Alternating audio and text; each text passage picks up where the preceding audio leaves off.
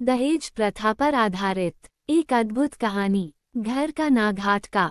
दहेज स्टोरी। आज भी हमारे समाज में दहेज प्रथा फल फूल रहा है। दहेज न देने की वजह से न जाने कितनी लड़कियों की शादी नहीं हो पाती है। लोगों के मानसिकता आज भी वही है। लड़कियों के गुणों को न देखकर बल्कि धन दौलत की मांग की जाती है। कहीं कहीं तो शादी के मंडप में दहेज की अतिरिक्त मांग की जाती है और समाज में मान सम्मान की वजह से लड़की का पिता दहेज किसी भी तरह जूता ही देता है। लेकिन कभी कभी इसका उल्टा भी हो जाता है। तो आज हिंदी महल आप लोगों के लिए एक ऐसे ही प्रेरणादायक कहानी लेकर आया है, उन लड़कियों के लिए जिनकी शादी में पहले तो काफी मोटी रकम दहेज के तौर पर दी जाती है, फिर भी शादी के मंडप पर अतिरिक्त मांग भी की जाती है।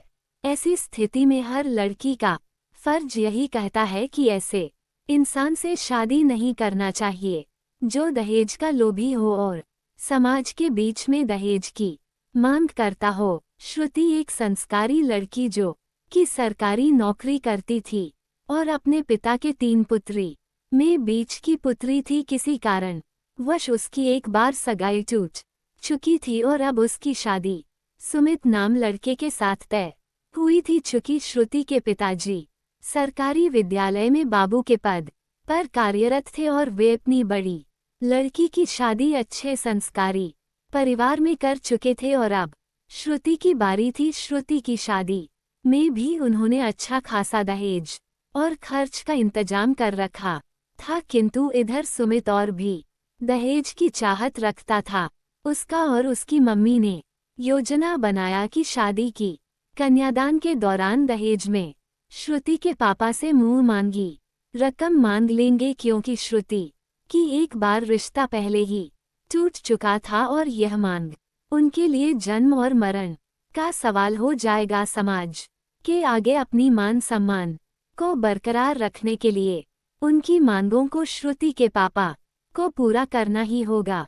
समय आते श्रुति की शादी का देना ही गया। बड़े ही धूमधाम से शादी की सभी रस्में संपन्न की गई, लेकिन जैसे ही कन्यादान का समय आया, सुमित ने अपनी पूर्व योजना के अनुसार अपने दोस्तों के सामने अपनी शानो शौकत को दिखाने के लिए श्रुति के पिताजी से डिजायर कार और 10 लाख की मांग कर दी। श्रुति ने जैसे ही ये सब सुना तो उसके पैरों के नीचे से जमीन खिसक गई। उसकी कान फटे के फटे रह गए। एक तरफ पिताजी की इज्जत, दूसरी तरफ इतनी सारी दहेज की मांग क्या करे। उसके सामने जीवन मृत्यु का प्रश्न खड़ा हुआ था और उधर सुमित एक तरफ खड़ा होकर कुटिल मुस्कान देते हुए अपने दोस्तों के बीच हंसी ठिठोली कर रहा था, क्योंकि उसे पूरा विश्वास था कि श्रुति के पापा के पास मांग पूरी करने के अलावा कोई चारा नहीं है। कि तभी श्रुति दुल्हन के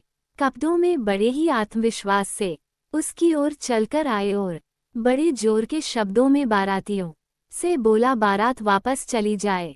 मुझे ऐसे लड़के से शादी नहीं करना जो कि दहेज का भूखा, लोभी और लालची हो, चाहे मुझे आजीवन कुंवारा ही क्यों न रहना पड़े। श्रुति की इस तरह से कहे हुए बात को सुनकर उसके पिता चक्कर खाकर गिरने ही वाले थे कि उनको कमल ने संभाल लिया। कमल उनकी बड़ी बेटी का देवर था और अच्छे ओहदे पर नौकरी कर रहा था।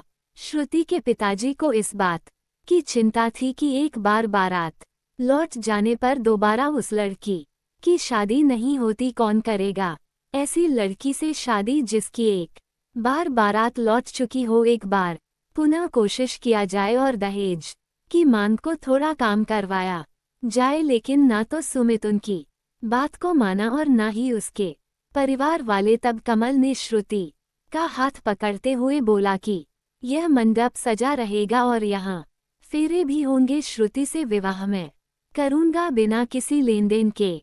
विवाह का मुहूर्त चला नहीं था, इसलिए पंडित जी ने निर्देशानुसार फिर से शादी की रस्में, कन्यादान और फेरे शुरू करवा दिए। श्रुति भी बहुत खुश थी, क्योंकि उसे कमल के रूप में एक ऐसा जीवन साथी मिला जो दहेज का लोभी नहीं था और समाज के बीच में उसने उसके पिता के मान सम्मान की लाज रखी और इधर सुमित अपनी आंखों से सारा नजारा देख रहा था, रुके या फिर जाए।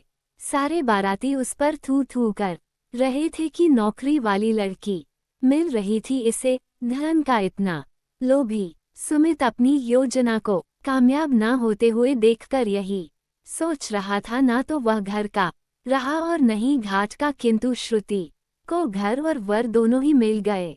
अस्वीकरण। डिस्क्लेमर, ये कहानी एक काल्पनिक रचना है। इसमें चित्रित सभी नाम, पात्र, स्थान और घटनाएं लेखक की कल्पना की उपज हैं और किसी भी जीवित या मृत वास्तविक व्यक्ति से इसकी समानता केवल संयोग मात्र है।